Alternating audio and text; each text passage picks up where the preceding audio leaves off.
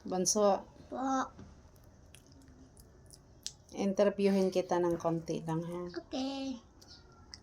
Kumusta naman yung sugat mo sa paa? Okay lang. Sa tuhod? Kumikirot pa ba yan? Hindi na. Pero di mo pa nailalakad, no?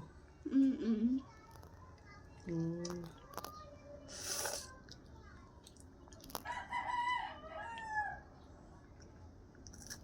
Tapos babalik tayo sa Friday sa hospital. Tatanggalin yung tahi.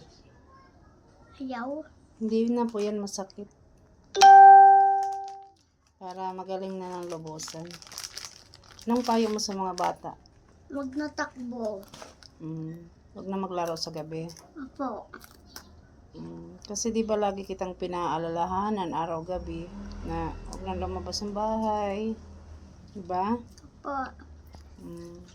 Ano sasabihin mo kay mama? Love you. Love you too. Love kita.